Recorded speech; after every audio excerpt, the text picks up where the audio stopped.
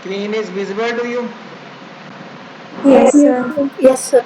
Okay, तो last time हम लोगों ने बात की थी कि how we can make a program in C plus plus using object oriented approach.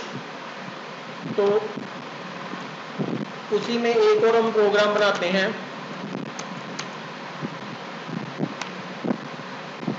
Programme to demonstrate the role of class and object in C++.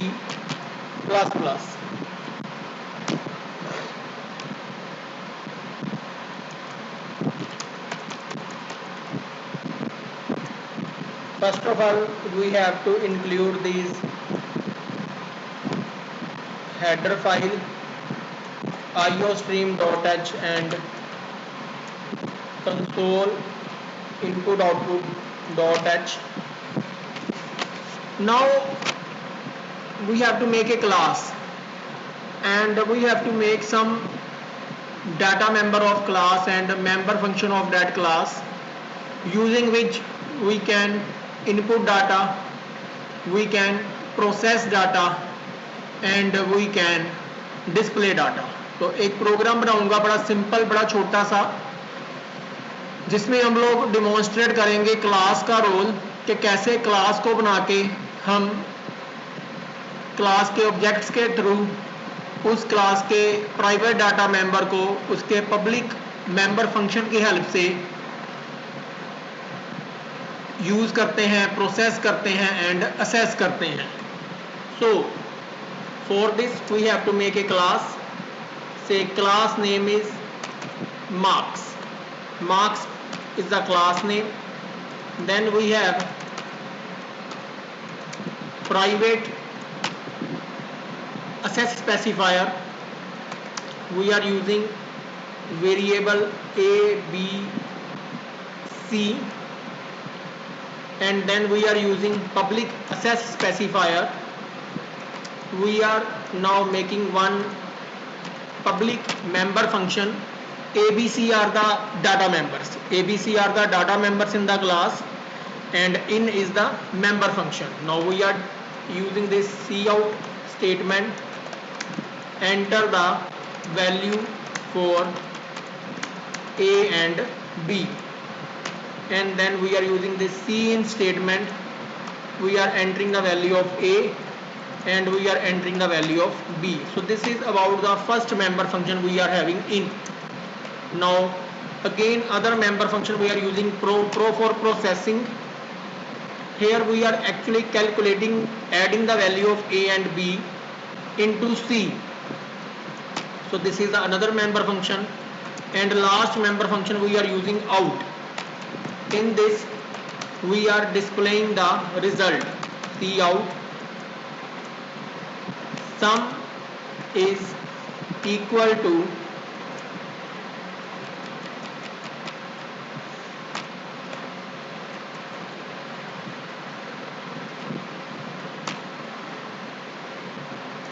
cout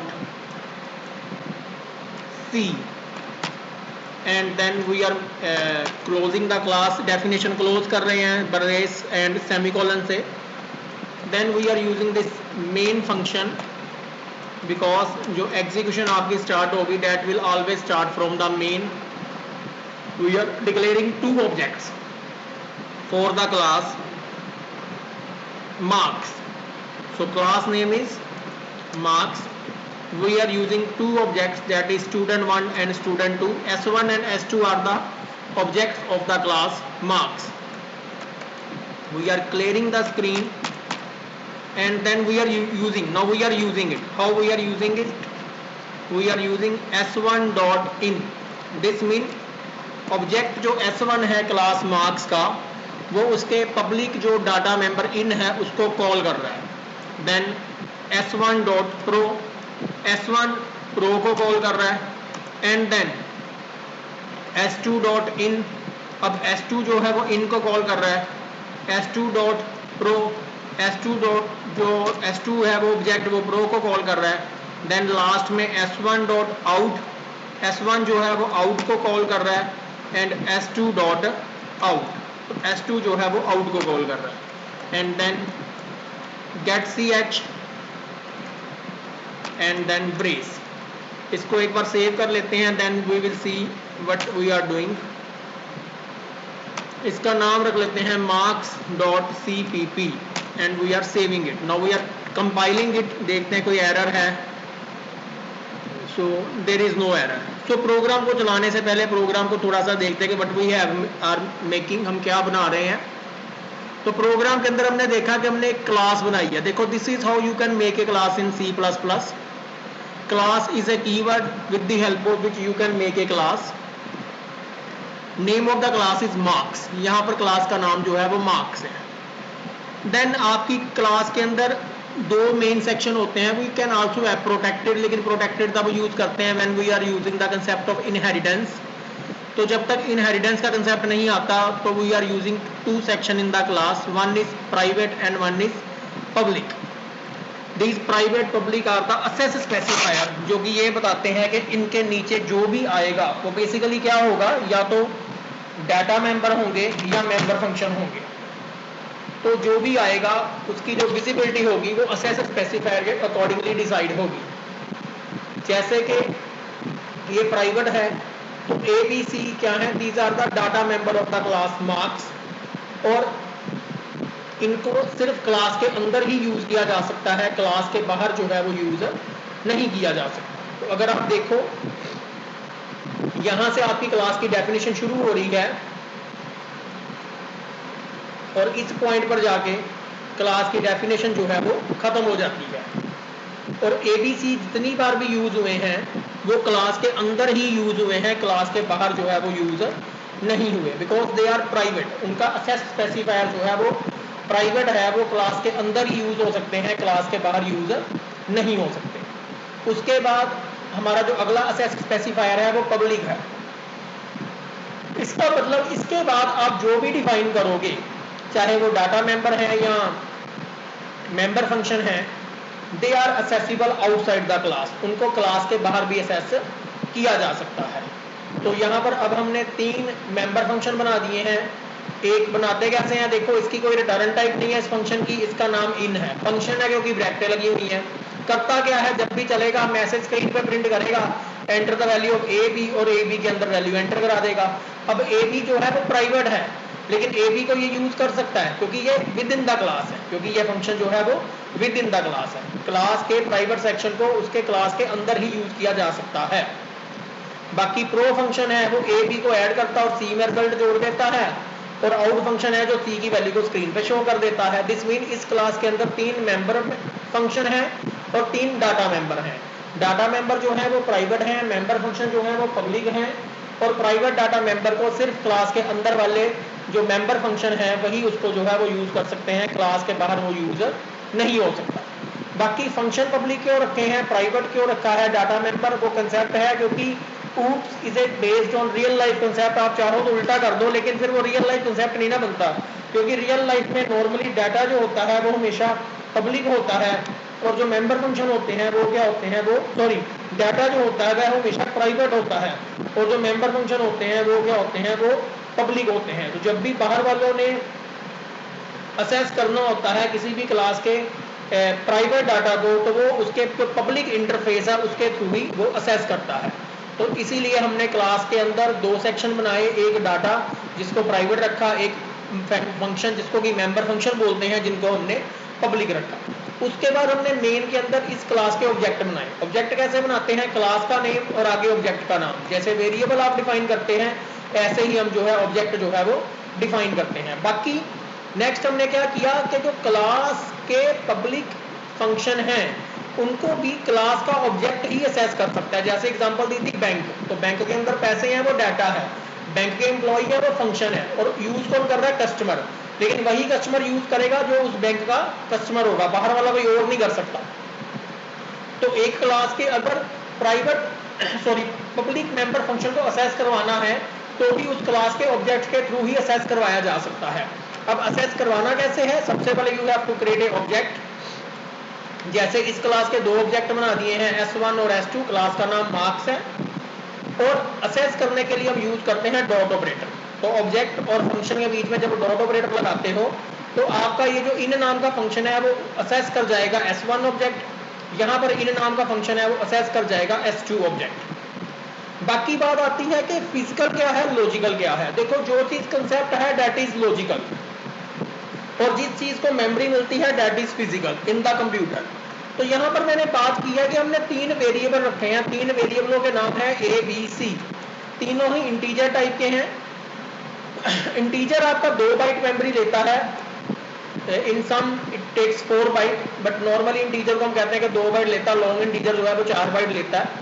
तो अगर मैं 2 बाइट की बात करूं तो A को 2 बाइट चाहिए, B को 2 बाइट चाहिए, C को 2 बाइट चाहिए, तो टोटल 6 बाइट की मेमोरी जो है रिक्वायर्ड है। लेकिन A B C को मेमोरी तब तक नहीं मिलती जब तक कि ऑब्जेक्ट नहीं बनता, क्योंकि ऑब्जेक्ट बनेगा तो डाटा एंटर होगा, अगर ऑब्जेक्ट ही नहीं बनेगा तो डाटा एंटर कहां से होगा। तो दिस मीन टू से यहां पर हमने ये डिफाइन किया है कि अगर कोई इस क्लास का ऑब्जेक्ट बनेगा तो वो अपने अंदर 3 इंटीजर नंबर जो है वो स्टोर कर सकता है। लेकिन 3 इंटीजर नंबर की मेमोरी किसको मिल रही है, ऑब्जेक्ट को मिल रही है। जब ऑब्जेक्ट बन रहा है तो S1 की स्पेस क्या है 6 बाइट, S2 का स्पेस क्या है 6 बाइट, ये अपने 6 बाइट स्टोर कर सकता है, ये अपने 6 बाइट स्टोर कर सकता है। दिस मीन टू से जो मेमोरी मिल रही है वो ABC को यहां पर नहीं मिल रही, जबकि ABC के साइज के अकॉर्डिंगली मेमोरी मिल रही है ऑब्जेक्ट्स को। तो जो चीज कंसेप्ट है, जैसे कि यहाँ पर जो क्लास बना ये कंसेप्ट है, इसको मेमोरी नहीं मिल रही पर इसके अकॉर्डिंगली ऑब्जेक्ट इसको यूज कर रहे हैं। तो जो क्लास है वो कंसेप्ट है वो लॉजिकल है, लेकिन उसी लॉजिकल कंसेप्ट का जो फिजिकली मेमोरी में शो हो रहा है, जो फिजिकल मेमोरी में उस क्लास को रिप्रेजेंट कर रहे हैं, यूज कर रहे हैं, वो ऑब्जेक्ट है।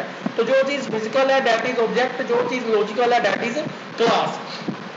ऑब्जेक्ट बने हैं तो क्लास है ही है, इसका मतलब अगर क्लास है तो उसके ऑब्जेक्ट हो भी सकते हैं, नहीं भी हो सकते, लेकिन ऑब्जेक्ट है तो इसका मतलब क्लास होगी ही होगी। क्योंकि मान लो अगर हम यहां तक की प्रोग्राम बना के रख छोड़ दें तो हम बोलेंगे कि क्लास बना दी है पर उसका ऑब्जेक्ट कोई नहीं है। This is possible, we may have a class without object. लेकिन अगर ऑब्जेक्ट बना दिए हैं तो ये तभी बनेंगे दो ऑब्जेक्ट अगर क्लास होगी। अगर कोई क्लास ना होगी तो फिर आप ऑब्जेक्ट जो है वो ऑब्जेक्ट आप नहीं बना सकते। तो यहां पर एक चीज बड़ी क्लियर हो जाती है कि if you have a class you may और may not have the object, but if you have object this mean you must have a class. Class है तभी ऑब्जेक्ट बनते हैं, बिना क्लास के ऑब्जेक्ट जो है वो नहीं बनते। अब हम देखेंगे कि कैसे इन ऑब्जेक्ट्स को मेमोरी मिलती है, क्योंकि जब S1 चलेगा तो वो A और B में अपनी स्पेस में अपने उसको A और B की मेमोरी अलग से मिलेगी, S2 को A और B की मेमोरी अलग से मिलेगी। रन करते हैं इस प्रोग्राम को, इफ कोई एरर नहीं आती then this program will work.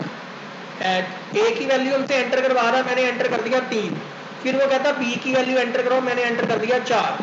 तो अभी S1 के लिए इन चला था, तो S1 के A में और S1 के B में क्या एंटर हो गया 3 और 4, और उसके बाद फिर उसने बोला enter the value for A and B। तो अब किसके लिए आ रहा है, ये S1 के लिए नहीं आ रहा, अब ये S2 के लिए डिमांड कर रहा है, क्योंकि S2 ने भी इसको कॉल किया है। तो इसलिए मैंने एंटर कर दिया 5 और इसके अंदर मैंने फिर अगेन एंटर कर दिया 5 and then I press on the enter key. तो आपने देखा कि उसके बाद उसने प्रोसेस कॉल किया था, प्रोसेस मीन 3 + 4 = 7। फिर S2 ने प्रोसेस को कॉल किया था 5 + 5 = 10, और उसके बाद कॉल हुआ था S1 के लिए आउट और S2 के लिए आउट।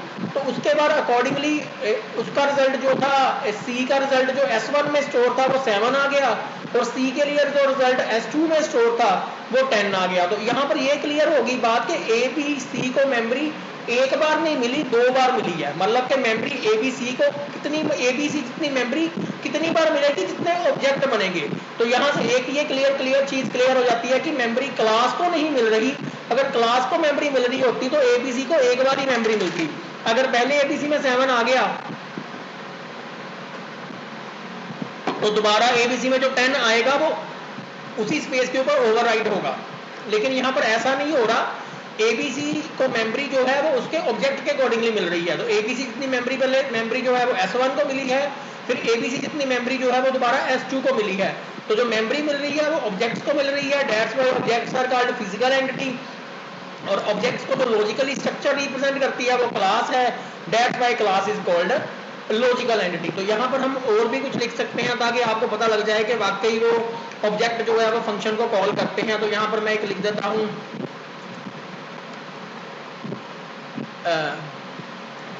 सी आउट कर देते हैं।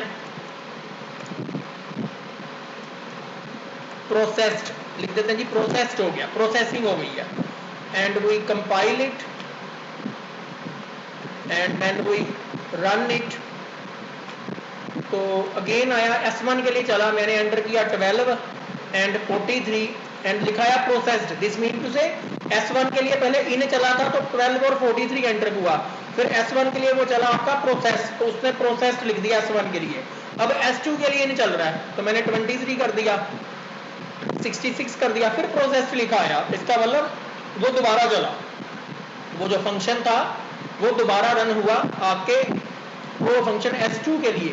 एंड देन S1 आउट ने मुझे दे दिया 55 और S2 डॉट आउट ने मुझे दे दिया 89। तो इस तरीके से we can make a class, we can define the private data member of the class, we can define the public member function of the class. This is how we can close the definition of the class. This is how we can make the object of the class. This is how the objects of the class follow the public member function of the class. And the memory is allocated according to the objects, not according to the class. That's why object is called physical entity, because वो represent होते हैं memory के अंदर, और class जो है वो logical entity है, क्योंकि वो दो से एक या दो से ज़्यादा ऑब्जेक्ट्स के सेम जो फीचर्स हैं उनको वो रिप्रेजेंट करती है। तो that was about this program. इसको हम सेव कर लेते हैं and if you have any doubt in this program you can call, you can ask.